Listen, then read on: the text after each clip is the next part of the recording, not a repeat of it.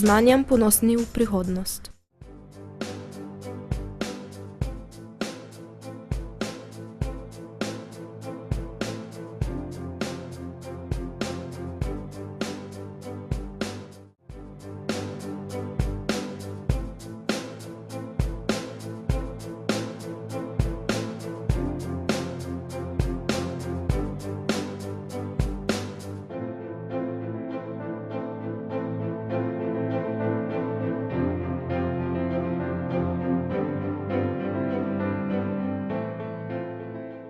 Profesor Liana Zaletelj-Kragl se je rodila 30. julija leta 1958 v Murski Soboti. Diplomirala je na Medicinski fakulteti Univerze v Ljubljani, nadaljevala je z magistrskim in nato doktorskim podiplomskim študijem na Medicinski fakulteti Univerze v Ljubljani, kjer je leta 1989 magistrirala in leta 1997 doktorirala. Leta 2002 je pridobila naziv specialistke epidemiologije in leta 2011 naziv specialistke javnega zdravja. V letih med 1984 in 1999 je bila zaposlena na Inštitutu za biomedicinsko informatiko Medicinske fakultete Univerze v Ljubljani. Od leta 1999 je zaposlena na katedri za javno zdravje Medicinske fakultete Univerze v Ljubljani. Njeno znanstveno-raziskovalno področje vključuje determinante družbenega in naravnega okolja. V zadnjih letih se sodelavci ožje raziskovalne skupine, v kateri sta docentka dr. Jerneja Farkaš-Lanščak in asistent dr. Andrej Kukec, ukvarja s problemom onesnaženosti zraka v povezavi z zdravjem ljudi. Murska akademkinja dr. Liana Zaletelj-Kragl je eno izmed tistih, ker je že v rani mladosti pot zanesla iz Pomurja, se je pa zdaj na svojem delovnem raziskovalnem področju na nek način vrnula nazaj. V njeni skupini dela še ena naša članica, pomurska akademkinja dr.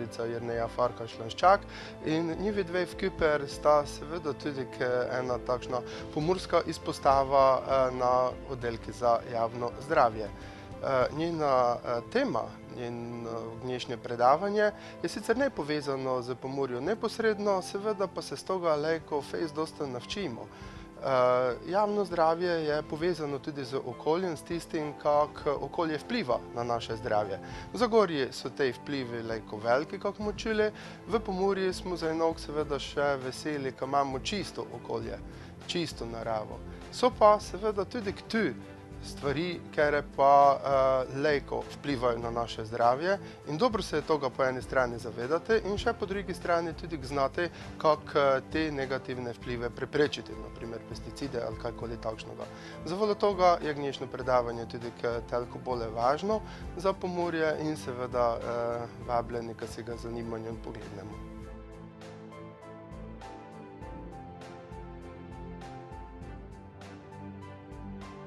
V zunanjem zraku je običajno prisotna mešanica različnih onesnaževal, med katerimi najpogosteje najdemo dušikove in žvepljove okside, ozon, prašne delce, ogljikov monoksid, težke kovine in hlapne organske spojine. Številne raziskave so pokazale, da ima izpostavljenost tem onesnaževalom škodljive učinke na več organskih sistemov, kot so dihala, srce in žilje, živčevje in reproduktivni sistem. Z vidika zagotavljanja kakovosti zunanjega zraka so še posebej kritična območja z razgibanim reliefom, na katerih so prisotni viri onesnaževanja. Ena izmed takšnih območij v Sloveniji je Zasavje. V preteklosti so se raziskave na tem območju posvečale zdravstveni problematiki ločeno od okoljske in obratno. V projektu študija celostnega sklapljanja zdravstvenih in okoljskih podatkov v Zasavju kot model študije za podporo pri oblikovanju in izvajanju medsektorskih politik z področja okolja in zdravja, ki se izvaja v sodelovanju zdravstvenih strokovnjakov z okoljskimi na katedri za javno zdravje Medicinske fakultete Univerze v Ljubljani, se je poskusilo združiti podatke obeh sektorjev v skupni raziskavi. Z namenom, da bi zagotovili podporo pri oblikovanju in izvajanju medsektorskih politik z področja zdravja in okolja, so si v tem projektu zadali za cilj oceniti časovno povezanost med obiski otrok zaradi bolezni dihal v primarnem zdravstvenem varstvu in onesnaženostjo zunanjega zraka. Obravnavana tema predstavlja del rezultatov tega projekta.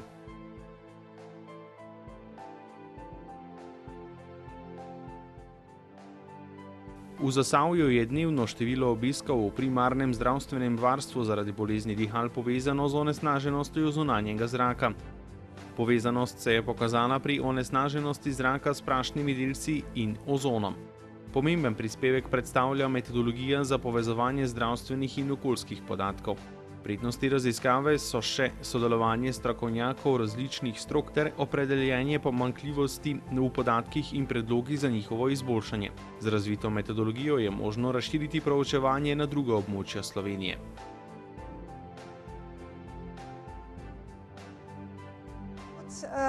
Sva z dr. Jernejo Farkaš-Lenščak že v plenarnem delu napovedali, da bom jaz zdajle malo bolj v tem delu predstavila bolj natančno, kaj delamo na katedri za javno zdravje medicinske fakultete. To zdaj uresničujem. Zagorje ob Savi, mi smo pa tukaj le v Pomurju. Ampak stvar je taka, da onesnaženega zraka v Sloveniji imamo kar precej v različnih predelih Slovenije in seveda tudi Murska Sobota je eden izmed teh predelov. Zakaj smo začeli prav z Zasavjem? Zasavje je zelo kompleksen teren. 3 ozke doline, veliko industrije, slaba prezračenost, zelo težki pogoji. Druga stvar pa kaj je, da so ljudje zaskrbljeni bili, se pravi zaskrbljenost prebivalstva je bila tista, ki je bila neke vrste sprožilec med drugim. In ta stvar se vleče zdaj že kar ne samo leta, ampak tudi desetletja.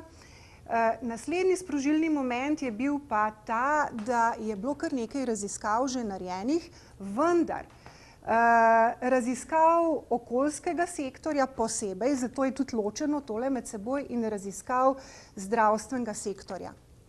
Skupaj, da bi pa povezali te podatke, tega pa še nismo delali. In mi smo rekli, nič, treba je enkrat začeti pa pogledati sploh, kako je to izvedljivo pri nas.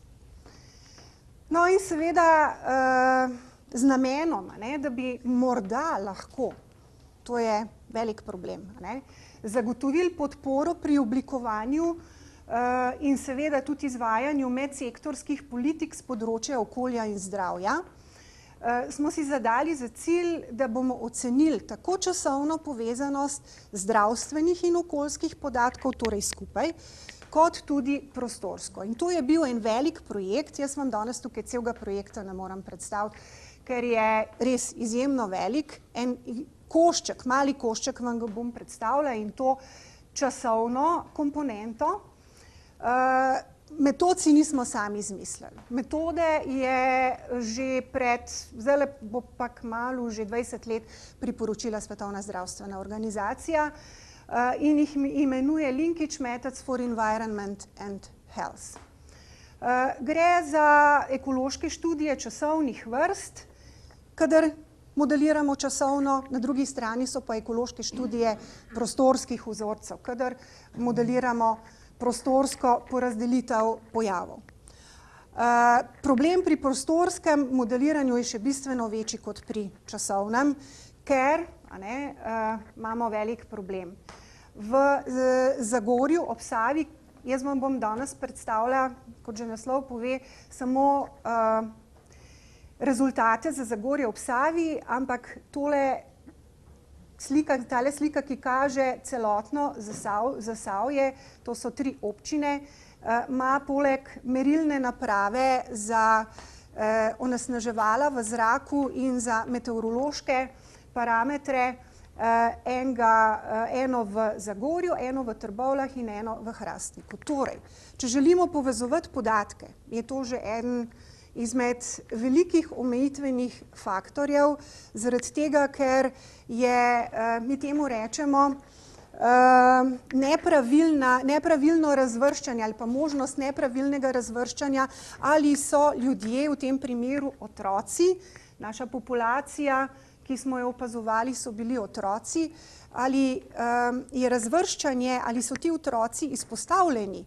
onesnaženemu zraku ali ne, seveda toliko večja, ker enostavno ni dobrih oziroma meritev, da bi lahko to tako povezovanje dobro izvedli.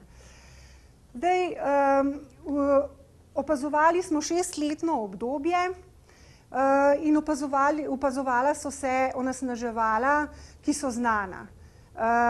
Koncentracija prašnih delcev, SO2-ja in pa ozona. Zdaj, v Zagorju dušikovih dioksidov ne merijo, zato pač tega nismo v tej občini mogli opazovati. V Trbovljah pa ja, to je edina občina, v kateri to onesnaževalo od teh 3 občin merijo. Opazovani izid je bila pa, so bile izbrane bolezni dihal. Zdaj, to vam nič ne povejo te številke bolezni dihal, praktično več ali manj vse bolezni dihal pri otrocih. Grafično smo predstavili, mogoče grem kar naprej, grafično smo predstavili dogajanje v času z sekvenčnimi diagrami in tukaj na 2 sekvenčnih diagramih zgornji prikazuje število obiskov na dan, spodnji pa koncentracije prašnih delcev v posameznem dnevu, 24-urno povprečje in lahko lepo vidimo, da se pokrivajo ta obdobja večjega števila obiskov z višjimi koncentracijami. To so pač zimska obdobja in to je čist normalno. Ampak seveda treba je bilo pogledati, ali ni morda še kakšen dejavnik, ki prispeva k tej sliki, ne pa samo recimo prašni delci. In seveda je bilo potrebno potem upoštevati dejavnike ozadja, to so bili meteorološki dejavniki, kot so temperatura, relativna vlažnost in pa sezonski dejavniki, kot so delovni dan, vikend, prosti dan, šoloobvezen dan, epidemija, gripe dan, ker to so pač dejavniki, ki vplivajo na to, da so obiski lahko pogostejši. Potem, ko smo si te sekvenčne diagrame ogledali in smo na oko videli, da je neka povezanost, smo šli v globino pogledati. Zato smo uporabili Poissonovo regresijo, ker se pač v tovrstnem raziskovanju v svetu najpogosteje uporablja. No in seveda rezultati so dali tisto, kar smo pričakovali. Povprečna 24-urna koncentracija prašnih delcev je močno vplivala na število obiskov in seveda višja, ko je bila koncentracija, večje je bilo tudi število obiskov zaradi bolezni dihal pri otrocih v posameznem dnevu. Prav tako je bila v Zagorju koncentracija ozona tista, ki je vplivala na to, da je število otrok, ki so obiskali zdravstveni dom zaradi bolezni dihal, višje. Pri SO2-ju seveda nismo dobili, oziroma je bil rezultat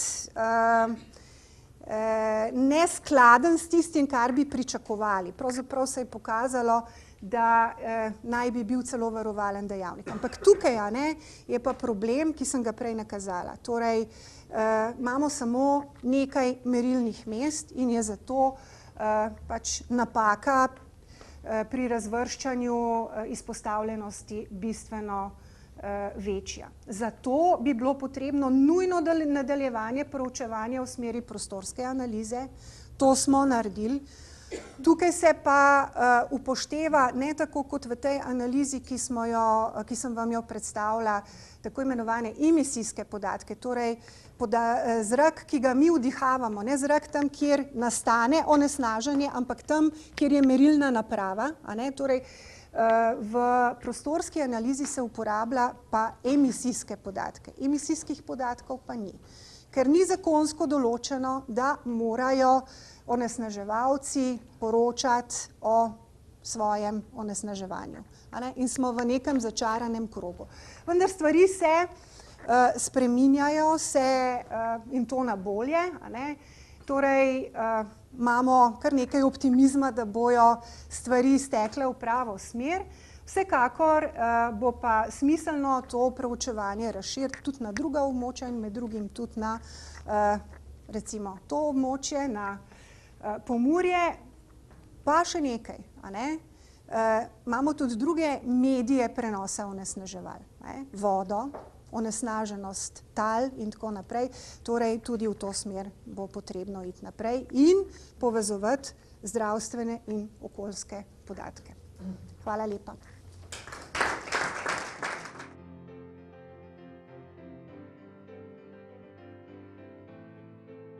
Pri prašnih delcih pogojuje globino prodiranja vzdolž dihalne poti njihova velikost. Prašni delci, ki so večji od 10 nanometrov, se običajno ustavijo v vlažnem okolju nosne votline in žrela. Do pljučnih mešičkov prodrejo prašni delci, katerih aerodinamični premer znaša manj od 2 do 3 nanometre. Za pojav negativnih učinkov za zdravje so poleg velikosti prašnih delcev pomembne tudi njihove fizikalno-kemijske lastnosti. Na podobnih področjih raziskujejo o pomurski akademkinji dr. Liani Zaletelj-Kragelj še naslednji člani PAZU. Pomurska akademkinja dr. Jerneja Farkaš-Lanščak in pomurski akademik dr. Mitja Lanščak.